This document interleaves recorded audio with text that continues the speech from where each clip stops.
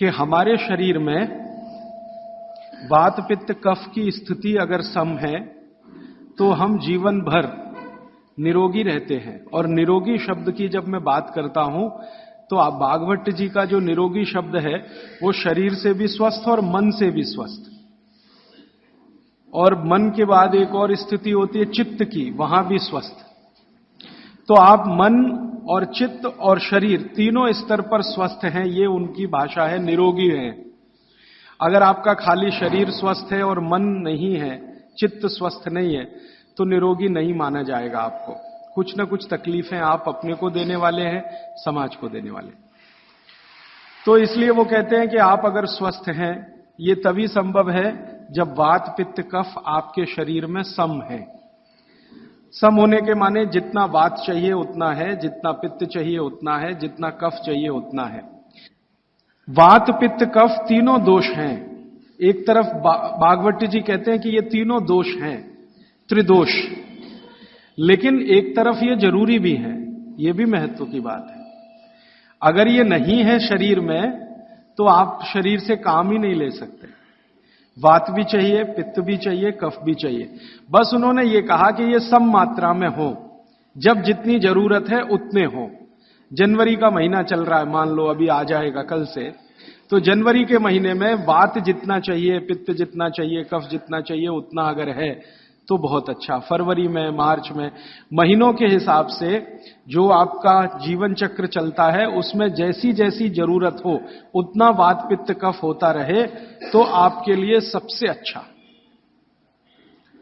और अगर ये जरूरत के हिसाब से कम ज्यादा होता है, नहीं मिल रहा है, तो बहुत ही खराब। तो आप रोग ही रोग में डूबेंगे। ये है जो महत्व की बात समझने की है। तो भागवत जी ने कहा कि आपके जीवन में ये वात पित्त कफ जब जरूरत हो वैसे ही रहे, उसके लिए उन्होंने एक अध्याय लिखा, पूरा अध्याय लिखा। उसका नाम है दिनचर्या। दूसरा एक अध्याय लिखा, उसका नाम है ऋतुचर्या। एक अध्याय लिखा आहार द्रव्य का ज्ञान, माने जो खा रहे हैं उसके बारे में जानना, आहार द्रव्य का ज्ञान। फिर ऐसे करते करते उन्होंने 40 से ज्यादा अध्याय लिख डाले। कुल अध्याय में 7000 सूत्र में बार बार रिपीट कर रहा हूं ताकि याद हो जाए आपको। तो जो दिनचर्या वाला हिस्सा है वो अभी तक मैं बात नहीं कर पाया आपसे। आज मुझे एक दिन मिला तो मैं बात करता हूं, और व्याख्यान के अंत में जो प्रदीप भाई ने कहा वो इसमें जुड़ जाएगा अपने आप। दिनचर्या के बारे में भागवत जी कहते हैं कि सामान्य रूप से हमारे शरीर की अवस्था के हिसाब से हमें दिनचर्या तय करनी है, शरीर के हिसाब से। सबके लिए ये जर्नल नहीं है, ये ध्यान रखना। हर व्यक्ति के शरीर के हिसाब से ये बदलती है। जैसे मेरे बगल में बाबूजी बैठे हैं तो इनकी दिनचर्या मुझसे अलग होगी, और मुझसे छोटा कोई लड़का या लड़की है, भाई या बहन है, उसकी दिनचर्या मुझसे अलग होगी। तो आपकी सुविधा के अनुसार मैं 3 हिस्से करता हूं। मैंने पहले भी वो 3 हिस्से किए हैं। जवानी शुरू होती है 18-19 वर्ष में, इस देश में ऐसा माना जाता है। भागवत जी के हिसाब से ये बराबर नहीं है, आज माना जाता है। हमारे यहां 18 साल पर वोट देने का अधिकार आपको मिलता है, ऐसा माना जाता है कि आप में परिपक्वता है। भागवत जी कहते हैं कि जवानी 13 से 14 साल में शुरू हो जाती है। 13 से 14 साल में शुरू हो जाती है। पुराने लोग हमारे ऐसा ही मानते थे, 13 से 14 साल में युवा अवस्था शुरू हो जाती है। तो आप समझ लीजिए कि जन्म से लेकर 13-14 साल तक का एक भाग, 13-14 साल से लेकर 60 साल तक दूसरा भाग, और 60 साल के ऊपर तीसरा भाग। 3 तरह के लोगों की श्रेणी बना दी जाए। अब इसमें दिनचर्या का ध्यान दिया जाए। तो सबसे पहली बात जो आप सबको याद रखनी चाहिए हमेशा, कि जो 0 वर्ष से लेकर, माने पहला दिन का कोई बच्चा है, वहां से शुरू करके 13-14 साल, ये बच्चा जो है कफ के प्रभाव में रहता है। ऐसा कहें, बचपन में कफ बहुत होता है शरीर को, सारा शरीर कफ के असर में ही रहता है। उस समय वात और पित्त दोनों कम होते हैं। पित्त तो थोड़ा रहता है, वात तो बिल्कुल ना के बराबर होता है बचपन में। इसलिए बचपन में 13-14 साल की उम्र तक के किसी भी बच्चे को या भाई बहन को मैं देखता हूं और वो मुझे कहता है कि मेरे घुटनों में दर्द है, तो मुझे बहुत हैरानी होती है कि ये कैसे आया। आना ही नहीं चाहिए। भागवत जी कहते हैं कि प्रकृति ने एक व्यवस्था बनाई हुई है, वो व्यवस्था ये है कि बचपन जो आपका गुजरेगा वो कफ के असर में होगा। कफ ज्यादा होगा, जिनको कफ ज्यादा होगा उनको घुटनों का दर्द होना ही नहीं चाहिए, कमर का दर्द होना ही नहीं चाहिए, हड्डियों में दर्द होना ही नहीं चाहिए, उनके बाल गिरने ही नहीं चाहिए, बाल बढ़ने ही चाहिए, उनके शरीर में कभी भी थकान होनी ही नहीं चाहिए, शरीर सोने के लिए ज्यादा प्रवृत्त होना ही चाहिए, क्योंकि कफ के असर में नींद बहुत आती है। तो 14 वर्ष की उम्र तक अगर कोई भी भाई या बहन, बेटा या बेटी 8 घंटे से 10 घंटे भी सो रहा है तो भी उसके लिए अनुकूल ही माना जाता है। तो कफ के असर में नींद बहुत आती है, वात के असर में नींद बिल्कुल कम हो जाती है। तो कफ के असर में अगर वो बच्चा है तो उसके शरीर की एक तरह की दिनचर्या, ऋतुचर्या है। फिर क्या होता है कि 14 साल से ऊपर लेके 60 साल तक जवानी मान लीजिए, तो इसमें पूरा शरीर पित्त के असर में रहता है। 14 साल से लेकर 60 साल तक पित्त का असर होगा, तो शरीर को पित्त का असर होगा ही ये इतने दिनों में। तो इनके लिए एक तरह की ऋतुचर्या, दिनचर्या। और तीसरा है 60 के ऊपर की जब उम्र हो जाती है तो वात के प्रभाव में आ जाता है पूरा शरीर। तो 60 के ऊपर उम्र जिनकी हो गई, अब वो मुझे ये कहें कि राजीव भाई घुटने दुख रहे हैं, तो समझ में आता, ठीक है भाई, स्वाभाविक है आपके लिए, हड्डियां कमजोर हो रही हैं, बिल्कुल स्वाभाविक है। ये उतना ही स्वाभाविक है जैसे आपके जीवन में बहुत सारी दूसरी चीजें स्वाभाविक होती है। तो 60 के बाद जब तक आप जीवित हैं वात के प्रभाव में है, 60 से पहले 14 वर्ष तक जब तक आपकी उम्र है आप पित्त के प्रभाव में है, और 14 वर्ष से कम आपकी उम्र है तो आप कफ के प्रभाव में हैं। तो मैं कफ से शुरू करता हूं। कफ से शुरू करें कि कफ प्रधान जो बच्चे हैं 14 साल तक, उनकी दिनचर्या कैसी होनी चाहिए। उनके लिए भागवत जी कहते हैं कि ये जो कफ के प्रभाव में बच्चे हैं, ये आज से मैं आपसे माफी मांगते हुए कह रहा हूं, कफ के प्रभाव के बच्चों को जितनी चाहें उतनी नींद लेने दीजिए। आप उनको टोका टाकी मत करिए। अक्सर मैंने देखा है मां बाप की जो टोका टाकी बच्चों के लिए, अरे इतनी देर सोता है, वो सोएगा ही क्योंकि कफ के असर में है। तो आप जबरदस्ती उसको मार के पीट के उठाएंगे, चल पढ़ने को बैठ, होमवर्क कर, टीचर ने इतना दे दिया। अरे वो होमवर्क करके करेगा क्या? अगर वो अपने कफ के असर में है वैसी उसकी दिनचर्या रखिए। तो भागवत जी कहते हैं कि जो कफ के असर में है उसको 10 घंटे तक की नींद स्वीकृत है, माने 10 घंटे तक वो 24 घंटे में सो सकता है। अब ये नींद वो 2 हिस्से में लेता है तो बहुत अच्छा, एक ही हिस्से में ले तो भी चलेगा, लेकिन ज्यादा बेहतर है कि 2 हिस्से में ले। माने रात को 8 घंटे तक सो जाए, 9 घंटे तक सो जाए, दोपहर को 1 घंटे जरूर सो जाए। लेकिन आप अगर कहेंगे कि कफ के असर में जो बच्चे हैं उनमें भी 3 कैटेगरी बनती है। 14 से 8 एक कैटेगरी, 14 साल से 8 साल, 8 साल से 4 साल एक कैटेगरी, और फिर 4 से 1 साल की कैटेगरी। तो 1 से 4 साल वाली कैटेगरी में भागवत जी कहते हैं कम से कम 16 घंटे की नींद,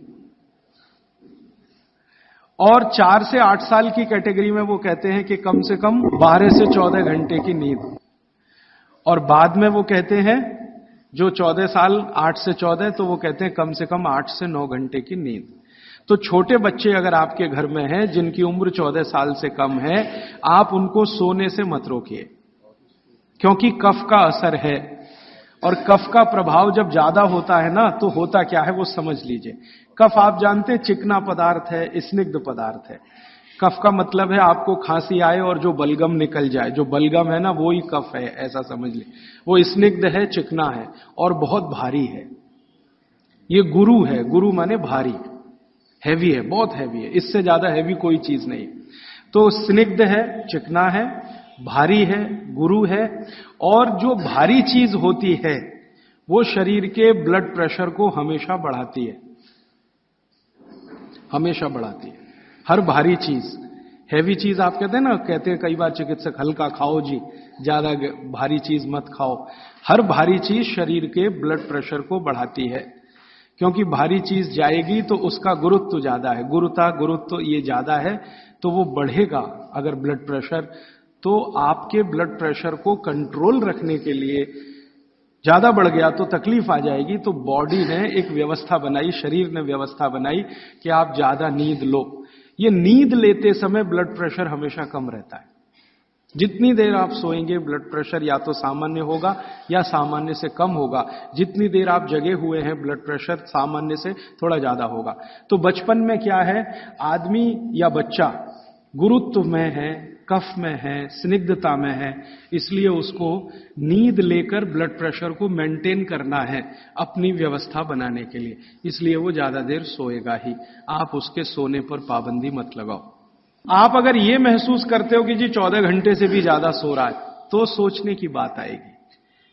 उसमें भी 4 साल तक के बच्चे को तो वो भी नहीं सोचना, वो 18 घंटे भी सोए तो सोने दो उसको। और वैसे भी आप महसूस करते हैं, आप सब माताएं हैं, आपने बच्चे अपने बड़े किए ही हैं। छोटे बच्चे जितने होंगे नींद उतनी ज्यादा लेंगे, क्योंकि कफ का असर उतना ही ज्यादा है और ज्यादा कफ को मेंटेन रखना है ब्लड प्रेशर के लिए, इसलिए नींद लेनी ही पड़ेगी, बिना उसके होने वाला नहीं है। इसलिए बचपन में नींद ज्यादा। तो अब नींद ज्यादा है तो ये कब संभव है? ये नींद ज्यादा आप तभी संभव है जब जल्दी सो जाएं, माने बच्चों को जल्दी सोना ही। आप बोलेंगे जी कितने बजे तक सोना? भागवत जी तो ये कहते हैं कि सूर्यास्त होने के 2 घंटे के अंदर सो जाना। सूर्यास्त होने के 2 घंटे के अंदर सो जाना। अब सूर्यास्त कब हुआ? चेन्नई में मान लीजिए 6 बजे हुआ, तो हर बच्चे को 8 बजे तक सो ही जाना, कंपलसरी सो जाना। अब ये तब संभव है जब आप बच्चों को थोड़ा टीवी से दूर रखें। भागवत जी के समय में टीवी नहीं था, होता तो उस पर भी कमेंट करते। अब ये आ गया पिछले 50 साल में, आधुनिक विज्ञान ने इसको दे दिया। तो टीवी से बच्चों को दूर रखें ताकि उनके सोने की कमी ना आए। टीवी देखने में आजकल बच्चे 11 बजे तक 12 बजे तक जगते हैं, तो उनके नींद में कमी आती है। नींद में अगर कमी आएगी तो कफ के असर में नींद अगर पूरी नहीं लेंगे तो फिर कफ बिगड़ेगा, और ये बिगड़ा हुआ कफ बच्चों को चिड़चिड़ा बनाएगा, चिड़चिड़ा। बच्चों को अगर नींद पूरी नहीं लेंगे, इसको ध्यान रखिए, तो उनमें चिड़चिड़ापन आएगा, गुस्सा भी आएगा। और चिड़चिड़ापन और गुस्सा उनमें है तो वो आपकी कोई बात नहीं मानेंगे।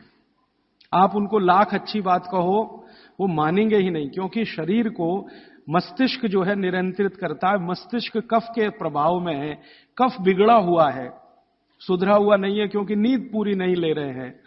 तो ये तो संकट आने ही वाला है। तो अक्सर घरों में ये समस्या मैं सुनता हूं, वो कहते राजीव भाई बच्चे हमारी सुनते नहीं। वो सुनेंगे तब तक नहीं जब तक नींद पूरी नहीं हो रही है। आप उनकी नींद पूरी होने दीजिए, 8 घंटे 9 घंटे की 10 घंटे की नींद पूरी, फिर देखिए वो कितने अच्छे से सुनते हैं। अब मैं आता हूं जो आपने प्रश्न किया, जब आदमी कफ के असर में होता है, कोई भी बच्चा हो तो भी बड़ा हो तो भी, कफ के असर में जब भी होगा, चिड़चिड़ा होगा, गुस्सैल होगा, क्रोधी होगा, लड़ने को हमेशा तैयार होगा, और बहुत कफ अगर उसका बिगड़ा हुआ है तो वो ऐसा ही होगा जैसे कल बेनजीर भुट्टो को गोली मारने वाला। ये कफ के असर में ही होता है, तब होता है। कोई भी कफ प्रकृति का व्यक्ति किसी को भी गोली मार सकता है, अगर उसका कफ इतनी तीव्रता पर है, बिगड़ा हुआ। गोली मार सकता है, बम मार सकता है, किसी के खून को निकलते देख उसके कफ को शांति आती है, मन में उसके संतुलन आता है। तो कफ जो है ना बहुत अच्छी चीज है, लेकिन एक लिमिट के बाद जब ये बाहर जाता है तो दुनिया की सबसे खतरनाक चीज है। और दुनिया में जो अध्ययन हुए हैं, जो अभ्यास हुए हैं, कि जितने भी अपराधी प्रवृत्ति के लोग हैं दुनिया में, वो कफ के असर में ही सारे अपराध करते हैं। लेकिन कफ बिगड़ा हुआ है, और इसी कफ का असर है कि प्रेम भी बहुत पैदा होता है। बहुत प्रेम पैदा होगा इसी कफ के असर में। आप किसी छोटे बच्चे को देखते हैं ना, आपके दिल में अत्यंत प्रेम पैदा हो जाता है, वो कफ का असर है। कफ प्रेम भी पैदा करता है और कफ आदमी को जहरीला भी बना देता है। महत्व की बात है कि कफ जब तक नियंत्रण में है तो प्रेम भाव पैदा करेगा, सद्भाव पैदा करेगा, और जब ये बिगड़ गया, निकल गया बाहर, तो ये खतरनाक से खतरनाक चीजें बता देगा। अब मैं आपको भागवत की बात छोड़कर मेरी बात एक जोड़कर सुनाता हूं तो बहुत अच्छे से समझ में आए। आपने कई बार अखबारों में पढ़ा होगा, न्यूज़पेपर में, मैगजीन्स में पढ़ा होगा कि दुनिया में सबसे खराब बच्चे अमेरिका के हैं। सबसे खराब बच्चे दुनिया में, सबसे खराब। उनकी खराबी का कोई लिमिट नहीं है। आपने अक्सर न्यूज़पेपर पढ़े हैं कि हाई स्कूल के बच्चे जेब में से रिवॉल्वर निकाला और पट पट पट पट टीचर को मारा, अपने पड़ोसी को मारा, इसको मारा और अंत में खुद को मारा। अमेरिका की मुश्किल से कुल आबादी 27 करोड़ है। इसमें से लगभग 3 करोड़ के आसपास बच्चे हैं, ऐसा वो कहते हैं। इन 3 करोड़ बच्चों में 30 लाख जेल में बंद हैं, जेल में बंद हैं। और जिनकी उम्र 14 साल की, 12 साल की, 11 साल की, 10 साल की, ऐसी उम्र के बच्चे जेल में बंद हैं। होना चाहिए स्कूल में, लेकिन हैं जेल में। ये जो अमेरिका की स्थिति है, ये कनाडा की भी है, यही स्थिति ब्रिटेन की है, यही फ्रांस की है, यही जर्मनी की है, यही स्वीडन की है, यही स्विट्जरलैंड की है। इन सभी देशों में, जो ठंडे देश माने जाते हैं, बच्चे सबसे ज्यादा बिगड़े हुए। आपको सुनकर हैरानी होगी, अमेरिका, यूरोप के देशों में सबसे ज्यादा जो अपराध हो रहे हैं, उनमें लगभग 65 से 70% अपराध बच्चे कर रहे हैं। वो चाहे बलात्कार के हों, चाहे छेड़खानी के हों, या गोली मारने के हों, या लूट मारी के हों, बच्चे कर रहे हैं। बच्चे जिनको हम 14 साल तक की उम्र का मानते हैं, वो कर रहे हैं। परिणाम क्या है? बिगड़े हुए कफ के प्रभाव में है वो सब बच्चे। बिगड़े हुए कफ के प्रभाव में जो भी रहेगा, हिंसा ही करेगा, अहिंसक हो नहीं सकता। कफ जैसे ही बिगड़ता है तो हर तरह के नेगेटिव विचार और बुरे विचार शरीर में आएंगे। अब वो शरीर की एक स्वाभाविक क्रिया है। इसको रोकना है तो क्या करें? इसको रोकना है तो कफ कम करो, बिगड़ने मत दो। और कफ बिगड़े नहीं तो बागभट्ट जी कहते हैं इसकी सबसे अच्छी अचूक दवा है भरपूर नींद लेना। मुफ्त का इलाज है। बिगड़े हुए कफ को सुधारना है, कंट्रोल में। ये बड़ों के लिए भी मैं कह रहा हूं, क्योंकि आगे आपको भी समझ में आएगा कि आपके शरीर में भी अगर कफ की स्थिति बिगड़ रही है तो भरपूर नींद लेना शुरू करिए। कफ अपने आप आपका कंट्रोल में आ जाएगा, क्योंकि शरीर ही कर लेता है ये सब। बस ध्यान दीजिए। इसका मतलब यह है कि बच्चों को चिड़चिड़ेपन से बचाना, गुस्से से बचाना, नेगेटिविटी से बचाना, गलत रास्ते पे ना चले जाएं।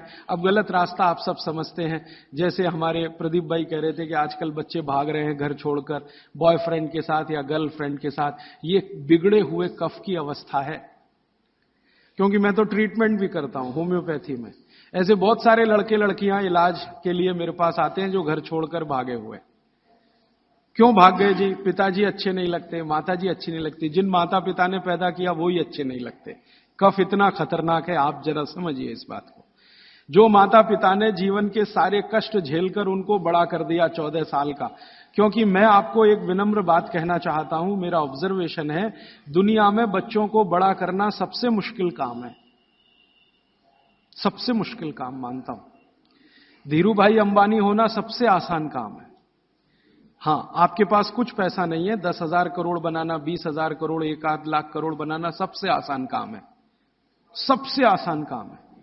लेकिन एक बच्चे को बड़ा कर देना या 2 बच्चे को बड़ा कर देना दुनिया का सबसे मुश्किल काम है। आप फैक्ट्री चला सकते हैं, 1 चला सकते हैं, 10 चला सकते हैं, 20, बहुत आसान है आपके लिए। क्योंकि उसको मैनेज करने के लिए बहुत मैनेजर आपको मिल जाएंगे, विशेषज्ञ मिल जाएंगे। लेकिन बच्चे को बड़ा करने के लिए मैनेजर किराए पे नहीं मिलता। मिलता है तो वो बच्चों को बड़ा नहीं कर सकता। दुनिया में एक्सपेरिमेंट हुए हैं। परिवार के बाहर बच्चों को बड़ा करने के सबसे ज्यादा एक्सपेरिमेंट यूरोप में हुए हैं। कॉन्वेंट है ना, कॉन्वेंट, ये बच्चों को बड़ा करने के ही केंद्र हैं। ऐसे बच्चों को जो परिवार से बिछड़े हैं, छूटे हुए, लावारिस बच्चे। कॉन्वेंट स्कूल सब फेल हो गए अमेरिका और यूरोप में। वो बच्चों को सिखा नहीं पाए जो सिखाना चाहिए। और ज्यादा कॉन्वेंट के बच्चे ही वहां मर्डर कर रहे हैं, हिंसा कर रहे हैं, जेब काट रहे हैं। तो बच्चे को बड़ा करना मैं मानता हूं दुनिया का सबसे मुश्किल काम है। और आप जो भी अपने बच्चों को बड़ा कर रहे हैं, आप समझ लीजिए दुनिया का सबसे मुश्किल काम आप कर रहे हैं। तो इसमें छोटी सी बात याद रखिए कि ये बच्चे ठीक से बड़े हों, कफ का बिगाड़ इनको कहीं गलत रास्ते पर ना ले जाए। तो इसके लिए बहुत सरल उपाय है कि नींद उनको भरपूर लेने दीजिए। कई बार आप ऐसा मत करिए, बच्चों को कई बार ऐसा लगता है झपकी आ रही है तो आप जबरदस्ती पढ़ने को मत बिठाइए। कुछ बच्चे ऐसे हैं जो मेज कुर्सी पे बैठते ही ऊँघने लगते हैं, तो उनसे कहिए कि देखो किताब बंद कर दो और जाके सो जाओ। वो 20-25 मिनट सो के आएंगे, पहले से ज्यादा फ्रेश होंगे, क्योंकि सो के उठते ही कफ का असर कम हो जाएगा। और कफ के असर में पढ़ाई नहीं होती, ये और बात एक ध्यान दीजिए। कफ के असर में पढ़ाई नहीं हो सकती। पढ़ाई अच्छी करनी है तो पित्त के असर में ही होती है। पित्त बढ़ना चाहिए, कफ कम होना चाहिए, तभी पढ़ाई अच्छी होगी। तो जब तक कफ बिगड़ा हुआ है, असर उसका भयंकर दुष्प्रभावी है। पढ़ने के लिए मत बोलिए उनको, कहिए सो जाओ। कफ बिगड़ा हुआ हो तो सबसे अच्छा उपाय है कहो सो जाओ। तो 20 मिनट सोएंगे, आधा घंटे, 1 घंटे या 2 घंटे सो जाएं, फिर कहो अब उठने दो, अपने आप से उठने दो। अब अपने आप से जब उठे तब उनका कफ पूरी तरह से शांत होगा, फिर जो भी पढ़ेंगे मगज में बैठेगा, दिमाग में बैठे। और एक छोटी सी बात, आप सवेरे सवेरे स्कूल जाने के लिए जो मार मार के उठाते हैं अपने बच्चों को, आप बहुत बड़ा अत्याचार कर रहे हो, बहुत बड़ा अत्याचार कर। कारण क्या है वो समझ लीजिए, समझ लीजिए। वो ये, मैं ये कह रहा हूं कि आप करें, जरूरी नहीं है, लेकिन समझ जरूर लीजिए, ताकि आपको करते समय ध्यान में रहे कि मैं ठीक कर रहा हूं या गलत। बच्चों को मार मार के सवेरे जब आप उठाते हैं तो बहुत बड़ा अत्याचार उनके ऊपर होता है। वो क्या होता है, सुबह का समय कफ का समय है, दिन के हिसाब से सुबह का समय कफ का समय है। उस समय उनको सबसे गहरी नींद आएगी, वो प्रकृति का नियम है। और उसी समय मार पीट के आप उनको उठा के बाथरूम में करते, चल जल्दी से नहा, बस आ गई है, ऑटो रिक्शा आ गया है। अरे ये बस और ऑटो रिक्शा क्या करेंगे उसकी जिंदगी को। मैंने ही क्या कर लिया इतना सब पढ़ने के बाद, क्योंकि जो कुछ मैंने पढ़ा है वो मेरी जिंदगी के कभी काम नहीं आया। काम तो वो आ रहा है जो मैंने स्कूल में नहीं पढ़ा, कॉलेज में नहीं पढ़ा। स्कूल कॉलेज में मैंने बहुत पढ़ा, x+y² = x² + 2xy + y², और पता नहीं कितनी कॉपियां रंग डाली, आज तक मेरी जिंदगी में काम नहीं आया x+y²। अब मेरे गणित के टीचर को मैं पूछता हूं क्यों पढ़ाया मास्टर जी आपने मुझे, तो कहते हैं क्या करूं यार, काम तो मेरे भी नहीं आया, मुझको किसी ने पढ़ाया तो मैंने तुमको पढ़ाया। ये भेड़िया धसान है। मैं आपको विनम्रता पूर्वक ये कहना चाहता हूं, कितने भी अच्छे स्कूल में आप बच्चों को पढ़ाइए, उनकी जिंदगी का 90 से 95% बेकार ही जाने वाला है। अब उसके लिए आप उनको मार पीट के उठा रहे हैं, जो कभी काम नहीं आएगा जिंदगी में। तो आप ये अत्याचार मत करिए। फिर आप कहेंगे जी स्कूल तो सुबह ही चलते हैं, तो स्कूल वालों को मिलकर समझाइए कि बच्चों के स्कूल का समय दोपहर को रखें।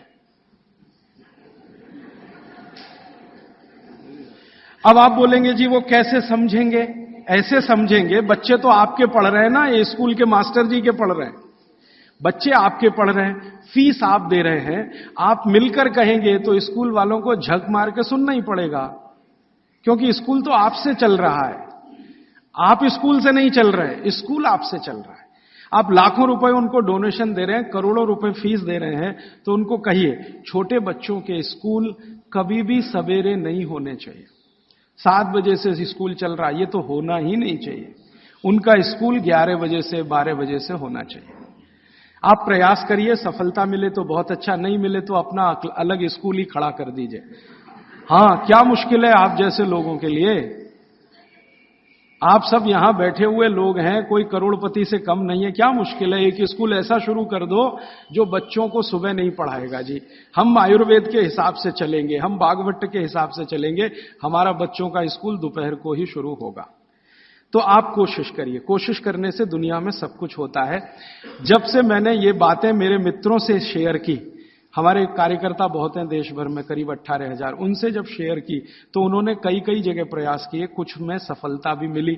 स्कूल वाले मान गए, समझ गए, बागवट के सूत्र उनको समझाए तो वो मान गए। हाँ, बच्चों को, क्योंकि स्कूल में पढ़ाने वाली भी टीचर है या टीचर है, उसके भी अपने बच्चे हैं, वो भी देख रही है, महसूस कर रही है कि सुबह तो सोने का ही उनका मन करता है, तो सुबह तो सोने के लिए ही है उनके लिए, क्योंकि सुबह कफ का असर होता है और बच्चे तो कफ के ही प्रभाव में हैं, तो डबल असर होगा, इसलिए सुबह उनको नींद अच्छी आएगी। सुबह नींद अच्छी आएगी तो उनको झकझोर के जगाइए मत। अब सुबह की नींद उनकी ठीक से आए, इसके लिए वो रात को जल्दी सोए, तो 8 बजे तक सोने के लिए नियम डाल दीजिए।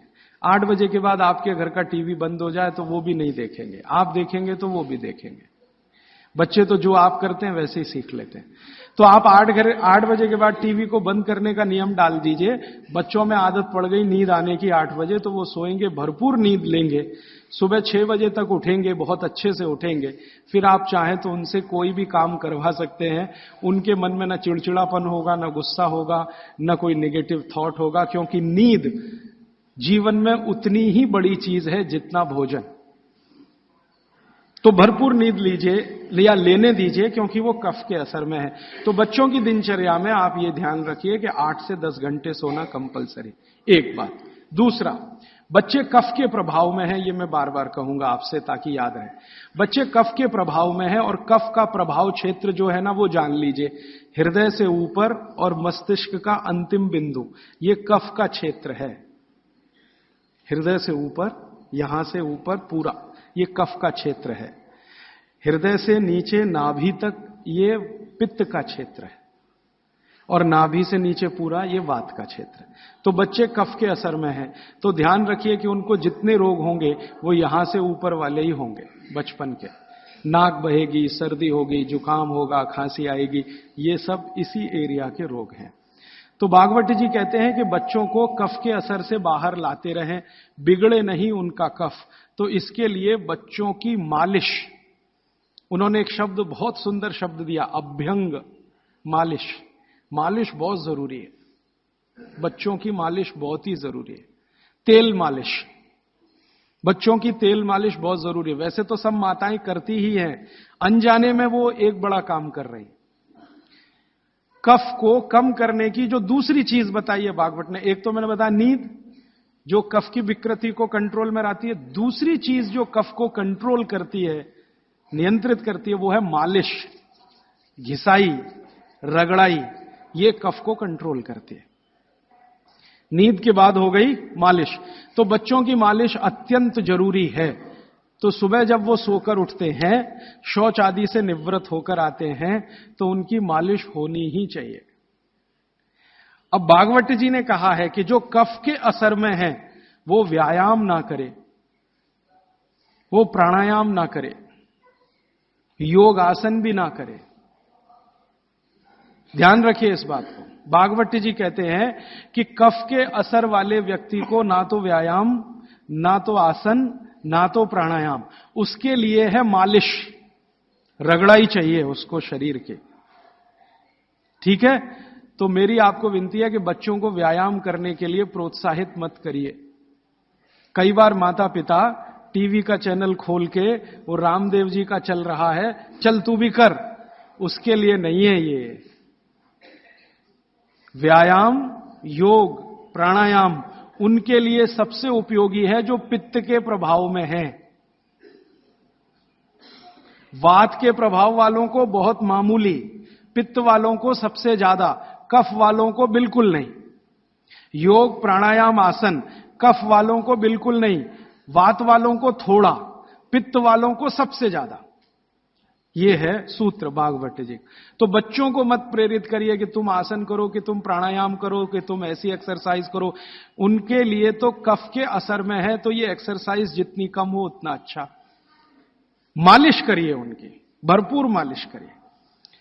अब तीसरी बात, तीसरा सूत्र, बच्चों की मालिश कहां करें जी?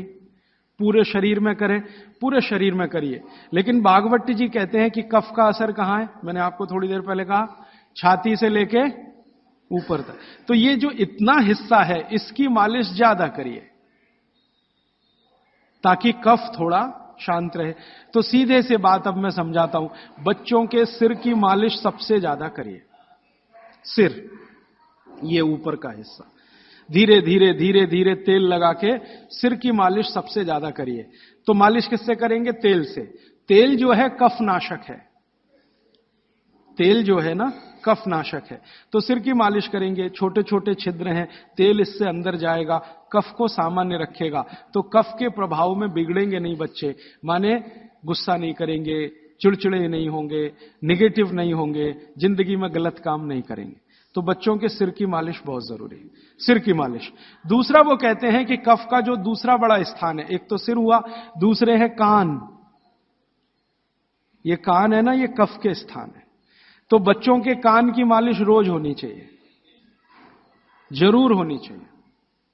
कान की मालिश कैसे करें? बस तेल लगाइए, हाथ में ऐसे ऐसे घुमाइए, फिर उल्टा घुमा दीजिए, फिर ऐसे घुमा दीजिए, और थोड़ा तेल कान में डाल के रखिए उनको, क्योंकि कफ का स्थान है कान। तेल डालते ही कफ शांत होगा। तो हमारी पुराने जमाने की जो माताएं हैं, वो रोज बच्चों को कान में तेल डालती थी, वो अनजाने में बहुत बड़ा वैज्ञानिक काम करती थी। देखा ना पुराने जमाने की माताओं को। आज के जमाने की माताएं तो कहती चिपचिपा है तेल, तेल चिपचिपा है तभी तेल है, नहीं तो उसमें कुछ है ही नहीं। तो पुराने जमाने की माताएं बच्चों को बराबर कान में तेल डाल के रखती थी, तो बच्चों के कान में नियमित रूप से तेल डालिए। फिर आप बोलेंगे जी कौन सा तेल? तो इसमें भागवत जी सूत्र दे रहे हैं कि आप जहां रह रहे हैं उसके हिसाब का तेल। आप चेन्नई में रह रहे हैं, चेन्नई भारत के गर्म इलाकों में है, गर्म इलाकों में ठंडा तेल अच्छा, तो सबसे ठंडा तेल नारियल का तेल है। तो चेन्नई में रहने वालों को नारियल के तेल की मालिश, नारियल का तेल ही खाना। अब आप बिहार में जाएंगे और मैं वहां कर आकर आपको कहूंगा, तो कहूंगा जी आप नारियल का तेल बिल्कुल मत खाओ, मालिश भी मत करो। मैं कहूंगा सरसों का तेल खाओ, उसी से मालिश करो। और जो आप और उधर चले गए हरियाणा पंजाब की तरफ, तो मैं ही आकर आपसे कहूंगा जी आप ये छोड़ो, आप तो जैतून का तेल इस्तेमाल करो या तिल का तेल इस्तेमाल, एरिया के हिसाब से। तो मैं आपके हिसाब से बात कर रहा हूं कि आप नारियल के तेल की मालिश भी कर सकते हैं, उसको भोजन में भी उपयोग कर सकते हैं। बच्चों की नियमित मालिश सिर की कान की होती रहनी चाहिए। और तीसरी चीज, आंखें। आंखें जो है ना कफ का ही केंद्र है। सबसे बड़ा कफ का केंद्र सिर, दूसरे नंबर पे कान, तीसरी आंख। आंख कफ का केंद्र है, और आंख के ज्यादा रोग 99% रोग कफ के रोग हैं। जैसे मैंने आपको बोला ना, आंख में आप बोलते हैं कि हमको कैटरेक्ट हो गया, ये कफ का रोग है। मोतियाबिंद हो गया, कफ का रोग है। ग्लूकोमा हो गया, कफ का रोग है। आंखें लाल हो रही हैं, कफ के प्रभाव। तो आंखों की विशेष देखभाल बच्चों की, ताकि चश्मा ना लगे, अब चश्मा ना चढ़े। अब आंखों में क्या करें जी? कफ को कंट्रोल करने, तेल नहीं डाल सकते आंखों में, क्योंकि तेल और आंखों का मेल नहीं है। आंखों में हमेशा एक फ्लूइड रहता है, तेल में डालें माने तेल उस फ्लूइड में गया तो गड़बड़ करता है। तो आंखों के लिए घी ठीक है, देशी गाय का घी। तो बच्चों को नियमित रूप से देशी गाय का घी आंखों में लगा सकते हैं तो बहुत अच्छा है। देशी गाय का घी ये कफ को शांत करता है। लेकिन आप देशी गाय के घी को उपलब्ध नहीं कर पाते किसी कारण से, तो फिर भागवत जी कह रहे हैं कि कफ को शमन करने वाली एक और चीज है, वो है काजल। काजल माने कार्बन। कार्बन कफ को शांत करने में सबसे बड़ी भूमिका निभाता है। तो बच्चों को नियमित रूप से आंखों में काजल होना ही चाहिए। भागवत जी ने बहुत सुंदर शब्द इस्तेमाल किया है, सौवीर अंजन, उसको कहें काजल, सौवीर अंजन, बहुत सुंदर शब्द है। और भागवत जी इतने दयालु और कृपालु हैं कि उसकी पूरी विधि भी लिख के गए कि बच्चों के लिए जो सौवीर अंजन बनाना है वो कैसे बनेगा। उसमें इस्तेमाल होता है गाय का दूध और दारू हल्दी। दारू हल्दी देखा? जारू हल्दी, एक हल्दी और एक दारू हल्दी। तो दारू हल्दी, गाय का दूध, गाय का घी, ऐसी 5-7 वस्तुओं से बनता है। पूरी विधि किताब में है, मैं ज्यादा समय खराब नहीं करना चाहता। तो बच्चों को नियमित रूप से आंख में काजल, क्योंकि कफ को शांत करे, कान में तेल, सिर पर तेल की मालिश, ठीक है? ये 3 चीजें उनके लिए बहुत आवश्यक है। फिर आगे चलें तो खान पान उनका, कफ के प्रभाव में जो भी बच्चे हैं उनके खान पान में भागवत जी कहते हैं दूध सबसे आवश्यक। दूध, बिना दूध के बच्चों का जीवन नहीं, दूध तो उनके लिए सबसे आवश्यक। दूसरी कोई चीज उनके लिए आवश्यक है, वो है मक्खन। मक्खन, लोनी कहते हैं, मक्खन कहते हैं, लोनी। और फिर तीसरी चीज है घी, उसके बाद तेल, और उसके बाद जो भी आप साधारण चीजें खा रहे हैं। गुड़ बच्चों को बहुत ही आवश्यक है, क्योंकि कफ को संतुलित रखने में जो जो चीजें मदद कर रही हैं, घी है देशी गाय का, दूध है, दही है, मट्ठा है, मक्खन है, गुड़ है, ये सब कफ को संतुलित रखने वाली चीजें। तो ये बच्चों के भोजन में नियमित।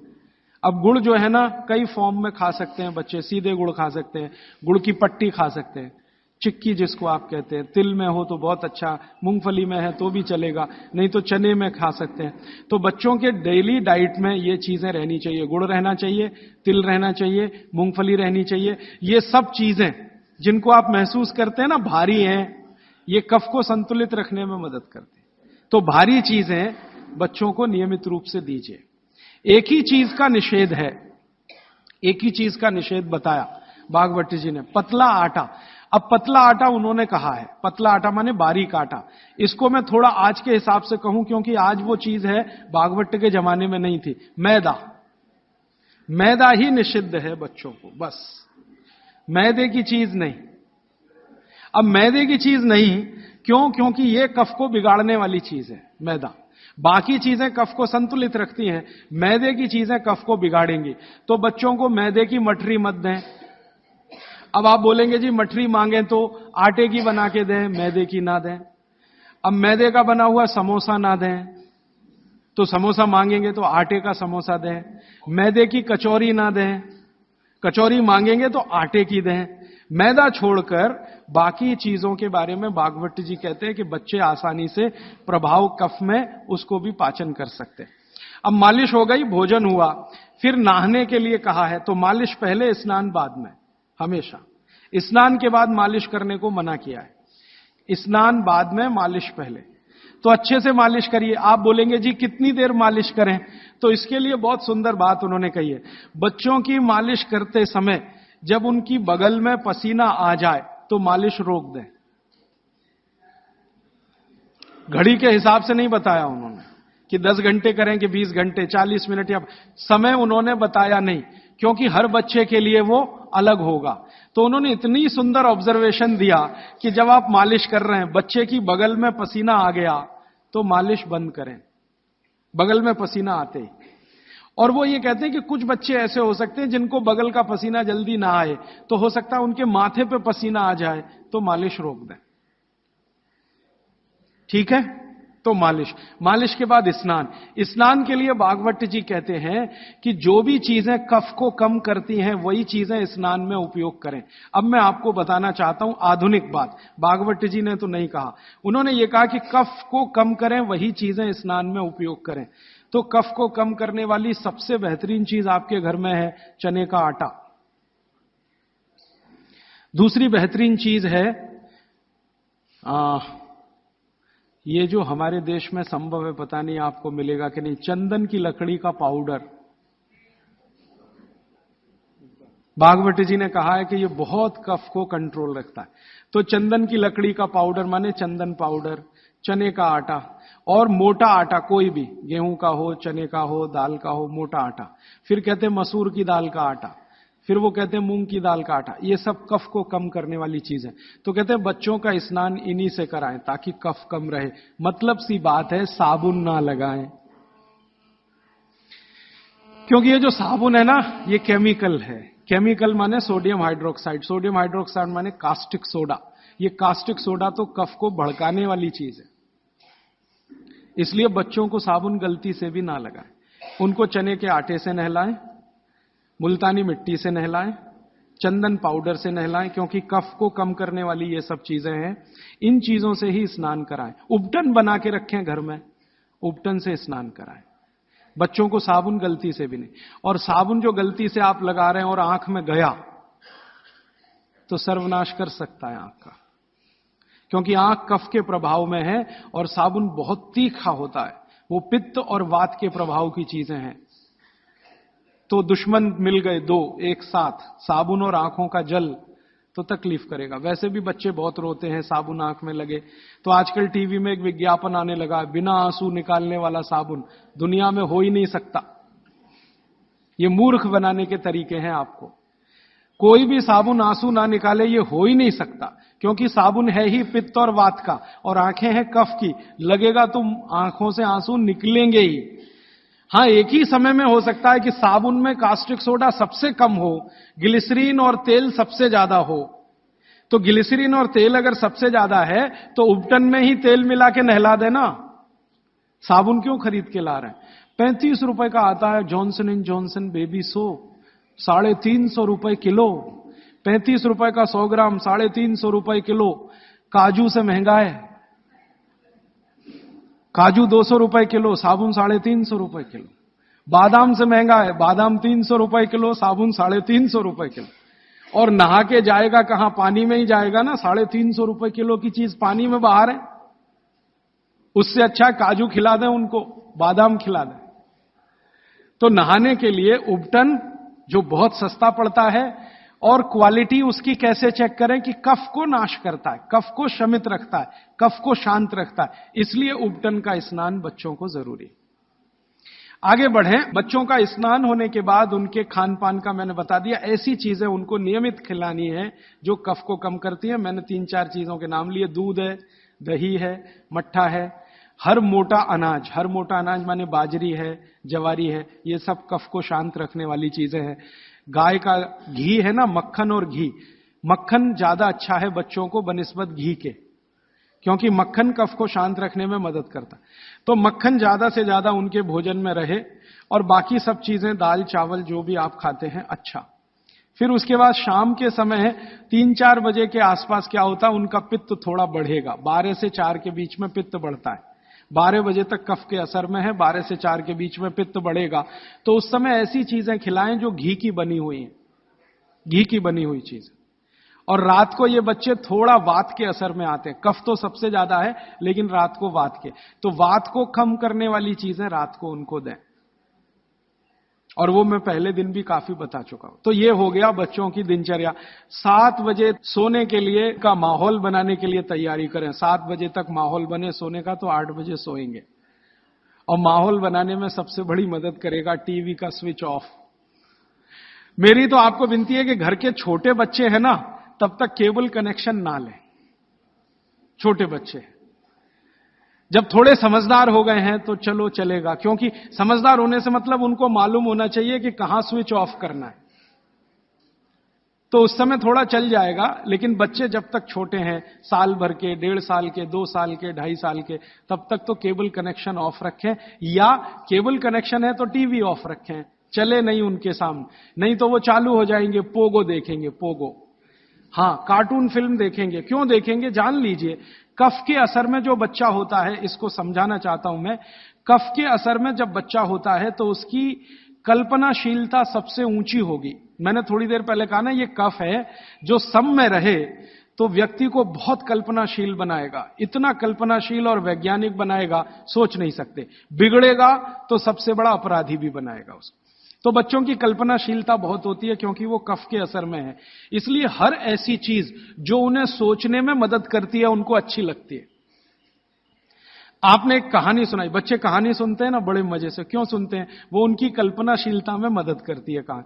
आपने कहा एक राजा था, अब इतना कहते ही उनका चालू हो गया दिमाग। आप आगे का वाक्य बोलेंगे, उसके पहले वो कल्पना कर लेंगे राजा कैसा है, सिंहासन पर बैठा है कि जमीन पर बैठा है, बगल में रानी है कि नहीं है, सामने वजीर है कि नहीं है, मंत्री है कि। ये तो आपके बोलने से पहले उनके दिमाग में घूम गई पूरी फिल्म। एक राजा था, फिर कहेंगे आगे बताओ, तो आप कहेंगे एक रानी थी। अब रानी के बारे में सब बातें उनके दिमाग में आ गई। फिर आप कहेंगे क्या हुआ, तो दोनों मर गए, खत्म कहानी। अब आप कहेंगे तो उनको बिल्कुल अच्छा नहीं लगेगा। हम लोग बच्चों को टालने के लिए कहते हैं, एक राजा था, एक रानी थी, दोनों मर गए, खत्म कहानी। उनको बिल्कुल अच्छा नहीं लगेगा, क्योंकि जिस समय कल्पना उनकी चलना शुरू हुई, आपने कहानी खत्म कर दी।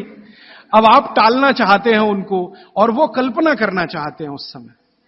तो आप कहानी को जितना लंबा खींचें उतना अच्छा। मेरा कहना यह है आपको, कहानी को लंबा खींचते जाएं, भले एकता कपूर के सीरियल की तरह से खींचें उसको। इतनी इलास्टिसिटी है एकता कपूर के सीरियल में कि सालों साल हो गए, खत्म ही नहीं होते। सास भी मर गई, बहू भी मर गई, एक जनरेशन चली गई, दूसरी आ गई, सीरियल खत्म। ये बच्चों को चाहिए, आप उनकी कल्पनाशीलता को बढ़ाने में मदद करें। माने कहानी जो वो सुन रहे हैं उसको छोटी ना करें, सुनते सुनते सो जाएं तो बहुत अच्छा। और मेरी आपको विनती है कि चुन चुनकर कहानियां सुनाएं उनको। अब आज के जमाने में कैसे बच्चे आपको चाहिए, जैसे चाहिए वैसी कहानी सुनाइए। भगवान महावीर जैसे बच्चे चाहिए तो सुनाइए उनकी कहानी, रोज सुनाइए। सुनेंगे, बड़े प्रेम से सुनेंगे, लेकिन कल्पनाशीलता के साथ। आप अगर उनको चाहते हैं कि राणा प्रताप जैसे हों तो सुनाइए उनकी कहानी, लक्ष्मीबाई जैसे हों तो सुनाइए उनकी कहानी, क्योंकि बच्चों की कल्पनाशीलता आपसे ज्यादा बड़ी है, ये जान लीजिए। ये अलग बात है कि उनके पास शब्दों का भंडार कम है, शब्दकोश कम है, लेकिन सोचने में वो आपसे आगे हैं। तो शब्द आप दे दीजिए, कल्पनाशीलता उनके पास है, बैठकर वो अपना चित्र बना ही लेंगे।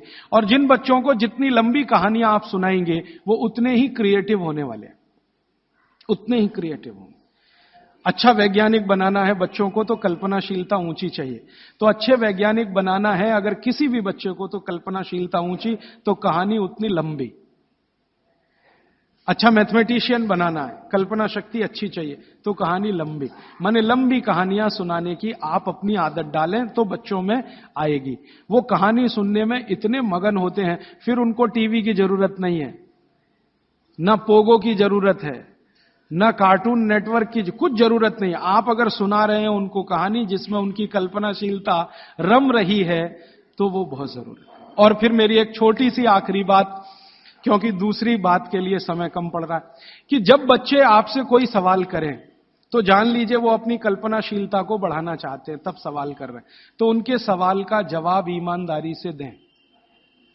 जैसे उन्होंने सवाल पूछा कि ये टमाटर का रंग लाल क्यों है, मान लीजिए सवाल पूछा टमाटर का रंग लाल क्यों। अब आपको मालूम नहीं है कि टमाटर का रंग सच में लाल क्यों है, तो आप उनको कुछ उल्टा सीधा मत कहें, भगवान ने कर दिया है, ऐसा हो गया है, वैसा हो गया है। आप उनको ईमानदारी से कहें, देख भाई, बेटा या बेटी, मुझे अभी मालूम नहीं है कि टमाटर का रंग लाल क्यों होता है, मैं कल पता करके बता दूंगा या परसों पता करके बता दूंगा। बच्चे जब सवाल पूछ रहे हैं तो उनकी कल्पनाशीलता की पूर्ति के लिए पूछ रहे हैं, आप उनको कभी भी गलत जवाब तो दीजिए ही मत। वो कह रहे हैं जी ये चंद्रमा क्यों चमक रहा है सफेद सफेद, और तारे क्यों चमक रहे हैं, और सूरज लाल क्यों दिख रहा है या पीला क्यों दिख रहा है, या ये पत्ते हरे क्यों हैं, ये पीले हो जाते हैं तो ये हरे से पीले कैसे हो गए। ऐसे सवाल वो पूछेंगे, उनके उत्तर पूरी ईमानदारी से दीजिए। तो इसका माने आपको पढ़ना ही पड़ेगा, बिना पढ़े आप उत्तर दे नहीं सकते। और जो आपने कोशिश की उल्टा सीधा, तो थोड़े दिन में जब उनको सच्चाई पता चलेगी तो आपका आदर वो बिल्कुल नहीं करेंगे। उनके गुरुजी ने बता दिया कि ये पत्ता हरा इसलिए था और टमाटर लाल इसलिए हो गया और चंद्रमा इसलिए चमकता है, सूरज इसलिए पीला दिखाई देता है। जैसे ही उनको पता चलेगा तो आपकी इज्जत तो 2 कौड़ी की हो गई उनके सामने। वो आपको कहेंगे जी आपने गलत बताया, मेरी टीचर ऐसा बोलती है। तो आपसे हटकर वो टीचर की तरफ चला गया, और टीचर की तरफ गया तो समझ लो बच्चा आपके हाथ से ही गया। जैसे जैसे उसका आकर्षण टीचर के प्रति बढ़ता जाएगा, वो आपके कंट्रोल के बिल्कुल, फिर टीचर जो कहेगी उसको पत्थर की लकीर मानेगा, आप जो कहोगे उस पर कभी भी भरोसा नहीं करेगा। इसलिए मैंने थोड़ी देर पहले कहा, बच्चों को बड़ा करना दुनिया का सबसे मुश्किल काम। तो आप बच्चों के साथ व्यवहार वैसा ही करें जैसा प्रकृति ने उनको स्वभाव दिया है। कफ का स्वभाव माने कल्पनाशीलता वाला स्वभाव, कफ का स्वभाव माने इमेजिनेशन, लिमिटलेस इमेजिनेशन। वो सीमा के पार जाके बात करते हैं। आप देखते हैं ना, दुनिया के सारे बच्चे परेशान है हैरी पॉटर पढ़ने के लिए, है ना। और आप और मैं सवाल करते हैं जी हैरी पॉटर में रखा क्या है? कुछ नहीं है, उसमें तिलिस्म है, जादुई तिलिस्म है, वो सच्चा नहीं है, लेकिन उनकी कल्पनाशीलता में उनको बहुत आनंद दे रहा है, इसलिए करोड़ों किताबें बिक रही हैं हैरी पॉटर की। आप पसंद करें या ना करें, क्योंकि बच्चे कफ के असर में हैं, कल्पनाशीलता उस समय सबसे ज्यादा है। तो जादुई बातें, तिलिस्मी बातें, जादूगर की बातें, ये सब उनको अच्छी इसलिए लगती हैं कि कल्पनाशीलता बढ़ाने में ये सब मदद करती है। ये जासूसी उपन्यास जितने हैं ना, बच्चे बहुत प्रेम से पढ़ते हैं, चाहे वो अमेरिका में हो या हिंदुस्तान में। बस अंतर है, अमेरिका में अंग्रेजी में पढ़ेंगे, हिंदुस्तान में हिंदी में जरूर पढ़ेंगे। चंदा मामा एक पत्रिका आती है बच्चों की, चंदा मामा या नंदन, चुन चुन के ऐसी कहानियां हैं उसमें जो उनकी कल्पनाशीलता बढ़ाती हैं। तो वो लड़ेंगे आपसे, चंदा मामा चाहिए, नहीं तो ये किताब चाहिए, अमर चित्रकथा चाहिए, ये चाहिए, ये चाहिए। अब आपके ऊपर है कि आप उनकी कल्पनाशीलता कितनी बढ़ा सकते हैं। 14 साल तक विशेष ध्यान रखें बच्चों का, जब तक वो कफ के असर में। अब इसमें बाद में कुछ बातें आएंगी तो कल मैं जोड़ूंगा। अब मैं